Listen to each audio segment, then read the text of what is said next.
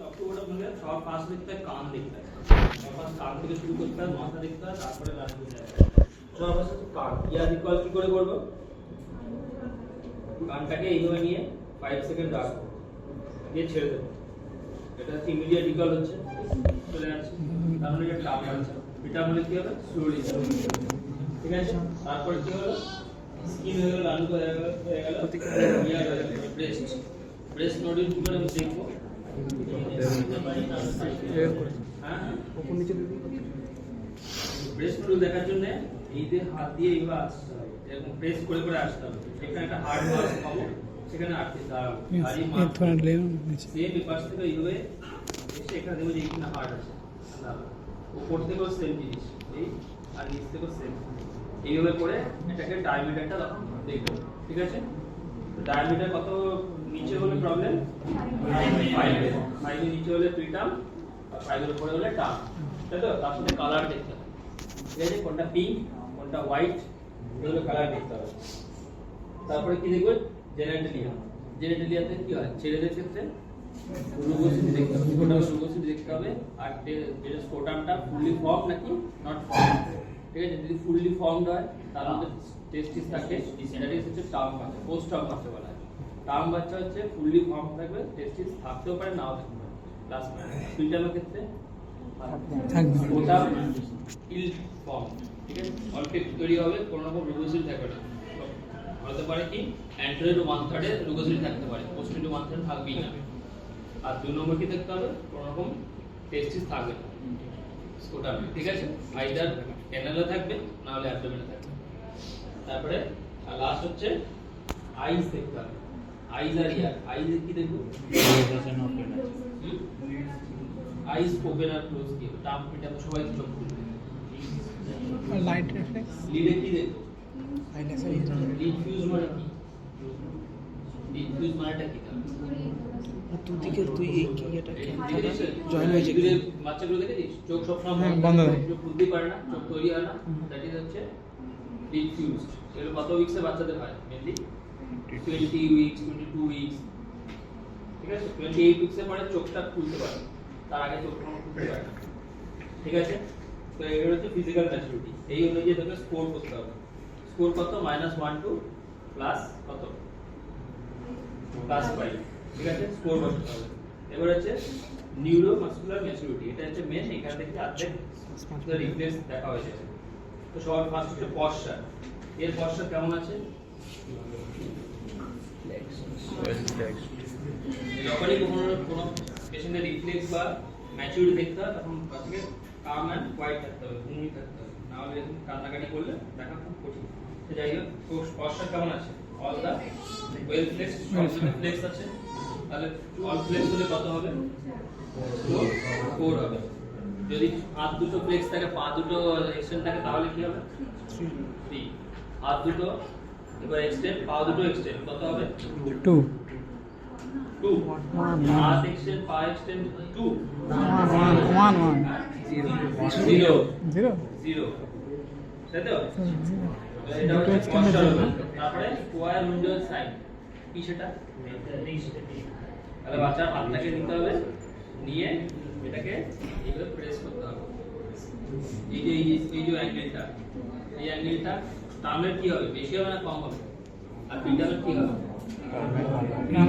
পিটামের কম হবে। অ্যাঙ্গেল কি হবে? বেশি হবে না কম হবে? বেশি হবে। টার্মের কি হবে?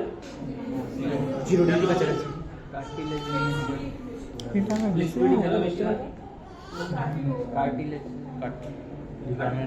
তাহলে তো বাকি সবগুলো তো দেখছি যে পিটানো বেশি, এরকম করে হাত টান লাগালে তো বেশি দূর চলে যাচ্ছে, পিটানো তো বেশি যাচ্ছে, টানো তো যাচ্ছে না। তাহলে কি মাসেল ফ্লেক্সিবল বেশি নাকি কম? কম। তারপরে পা দুটো নিয়ে আমি যদি কানে লাগাই, তাহলে পুরো পিটাম বাচ্চা কানে চলে যাবে, টাম বাচ্চা কানা দিয়ে যেতে পারবে না। কেন যাবে? তাহলে মাসেল টোনটা বেশি। তাহলে এইটা হঠাৎ করে এখানে রিস্ট্রিক্ট এটা হলো কেন? এটা উল্টো কেন? না, যত বাচ্চার পিটাম থাকবে তত ওদের একটা হরমোন বেরোবে, রিল্যাক্সিন বলে হরমোন থাকে। রিল্যাক্সিন হরমোন মাসেল রিল্যাক্স করে, ঠিক আছে। এই হরমোনটা পিটাম বাচ্চাদের থাকে না, টার্ম বাচ্চাদের থাকে। যত টার্ম হবে বাচ্চা পিটাম থেকে টার্মে যাবে 34 সপ্তাহ পরে, তখন এই হরমোনটা বেশি থাকে, ওই জন্য আস্তে আস্তে এই যে মাসেলগুলো তখন বেশি বেন্ড করতে হবে, রিল্যাক্স করতে হবে। বাকিগুলোর ক্ষেত্রে হচ্ছে না কেন? বাকিগুলোর ক্ষেত্রে হচ্ছে না কেন? মানে বাকি বাকিগুলোর ক্ষেত্রে তো মাসেল টোন দেখা হয়, আর এটার ক্ষেত্রে কি দেখা হয়? Muscle flakes. কতটা ফ্লেক্সিবল আছে কিনা দেখা হয়, ইলাস্টিসিটি দেখা হয়। ঠিক আছে, তো এটা হচ্ছে স্কোয়ার উইন্ডো সাইন। হাতটাকে নিতে হবে হাত সেমি ফ্লেক্স, এইটা যেন সেমি ফ্লেক্স থাকে, তাহলে হাত এরকম লম্বা করে করা যাবে না। হাত সেমি ফ্লেক্স, এটাকে নিয়ে এই, ঠিক আছে। তারপরে কি স্কোয়ার উইন্ডো সাইনে পড়ে আর্ম রিকয়েল। আর্ম রিকয়েল কি করে করব?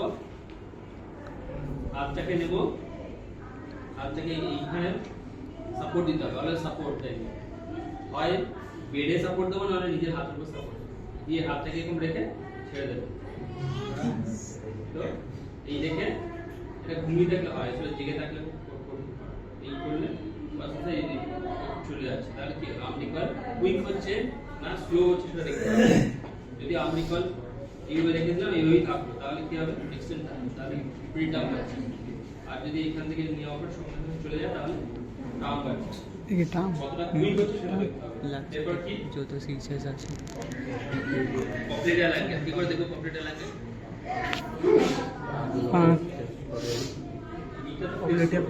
সবার ফার্স্ট হচ্ছে উই হ্যাভ টু এইটাকে ফিক্স করব, হিপ জয়েন্টটাকে ফিক্স করব। হিপ জয়েন্ট যেন না উঠে যায়, এইভাবে না উঠে। হিপ জয়েন্টটাকে ফিক্স করব, দিয়ে দুটো পা একসাথে করা যায়, দুটো পা একসাথে করা কঠিন, আমরা একটা একটা পা করতে পারি। এটাকে আমরা এইভাবে করে ফিক্স করলাম, ফিক্স করলাম, দিয়ে এটাকে এক্সটেন্ড করছি। কতটা এক্সটেন্ড হচ্ছে এই অ্যাঙ্গেলটা কতটা হচ্ছে এখন 120 দিয়ে মাপ করব। এই অ্যাঙ্গেলগুলো কি দিয়ে মাপ করব? একটা ক্যালিপার পাওয়া যায়, ঠিক আছে, এটা দিয়ে মাপা হয় এই জায়গায়। তাহলে পপলেটিয়া ল্যাঙ্গেজ এইভাবে মাপলাম, কতটা অ্যাঙ্গেল হলো সেটা দেখতে হবে। ডাউন বাচ্চাদের ক্ষেত্রে বেশি হবে না পিটার বাচ্চাদের ক্ষেত্রে বেশি হবে? বেশি হবে, মানে অ্যাঙ্গেল 180, তাই তো চলে যাবে। এরপর কি হবে? স্কার সাইন। স্কার সাইন মানে যখন নিয়েও পুরোটা নিচে এরকম করে নিচে যাবো, মাথা তো ঘুরে যাচ্ছে, তাহলে কি হবে?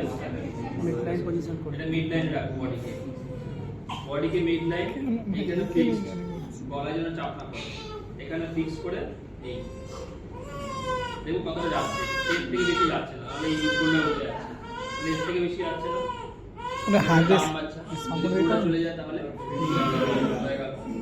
আর হচ্ছে ইনটু ইয়ার সাইড, এটা ক্ষেত্রে ফার্স্ট চোখে এখানে ফিক্স করব, তাহলে এটা উঠে যাচ্ছে, এটা ফিক্স করব, ফিক্স করে এটাকে দেখব কিছু যাবে না, ঠিক আছে। এবার হচ্ছে রিফ্লেক্স, আবার ফার্স্ট হচ্ছে আগে যেটা কি বলছিল ওটা তোমরা রিফ্লেক্স করেছিল মোরোজা পামাগ্রাস, কিউট তো। যদি কোনো নিউবর্ন আগে জিনিস দেখে, যদি কোনো নিউবর্ন কাজ না করে, তাহলে নিউবর্নকে নিবি, হাত দুটোকে ফ্লেক্স করবি, পোজ আছে দিয়ে হাত দুটোকে ফ্লেক্স করবি, সব কিছু ছেড়ে করে উল্টো করে এইভাবে শোয়াবি, ডক্টর পশ্চাৎ। এইভাবে হচ্ছে বাচ্চা পেটের মধ্যে থাকে, মায়ের মুখে এইভাবে থাকলে বাচ্চার সঙ্গে কান্না বন্ধ করে দেয়, ঠিক আছে। ও এইভাবে থাকলে আমাদের ঢেকে রাখবে।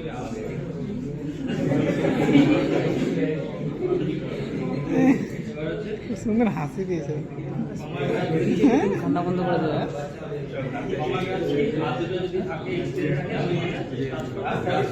এটা পামার, এটা পামার গ্রাস, চেপে ধরে হ্যাঁ এটাকে ফিক্স করবে, অ্যান্টারো ওয়ান আমরা প্রেস করব, তাহলে এই মাত্র ফিক্স করলে এটা একটা, ঠিক আছে। এবার হচ্ছে কি প্লেসিং রিফ্লেক্স আর স্টেপিং রিফ্লেক্স। কি করব? এটা এই লাস্টের দিকে এখানে নিয়ে আমরা পাটাকে এইভাবে করব, দিলেও পা এটা তুলে দিই, ও ঠিক আছে। এটা একটা ওয়েলকাম টু জিম। একটা পা রাখবো, আর একটা পা নিজে থেকে এগিয়ে যাবে। এটা কি? Stepping reflex.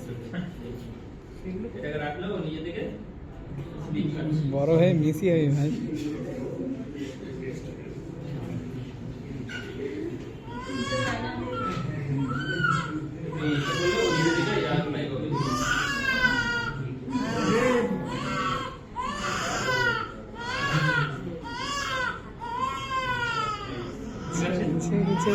Second reflex.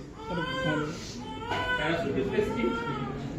ছেড়ে হ্যাঁ ছেড়ে দেয়, ছেড়ে দিলেও নিজে থেকে হাতটাকে হ্যাঁ ছড়িয়ে দেয়। ছড়িয়ে দেবে। ঠিক আছে, এটা হলো প্যারাসুট রিফ্লেক্স। হ্যাঁ, এটা সবসময় ঠিক আছে, এই ছেড়ে দিলেও starter reflex. Sir loud noise কোন আমরা চিৎকার করবো না, লাউড নয়েজ হাত ক্ল্যাপ করবো। নিচে শুয়ে থাকবে বা শুয়ে থাকবে পাশে এগুলো মারবে, দ্যাটস দ্য ভাইব্রেশন। এই সাউন্ডে হাতগুলো কি করবে? Same just like Moro's reflex. হাত প্রথমে abduction, extension, then grabs, then adduction, internal rotation, and then last cry. ঠিক আছে, আর কি বাকি আছে? ক্রনিক নেক রিফ্লেক্স, তাই তো? মিড লাইনে থাকবে, হাতটাকে আমরা এইদিকে আমরা ঘুরিয়ে দিলাম, তাহলে ও বডি নিচ থেকে ঘুরিয়ে দেবে, এই হাতটা সোজা করে দেবে, আর এই হাতটা তখন কি করবে? ফ্লেক্স করে এদিকে ঘুরবে, ঘোরার চেষ্টা করবে। ঠিক আছে, এই হাতটাকে আমরা কি করবো? এক্সটেন্ড করার চেষ্টা করবো, নিজের দিকে হাত দিয়ে দেবো। ও ঠিক আছে, ক্রনিক নেক রিফ্লেক্স বলা হয়।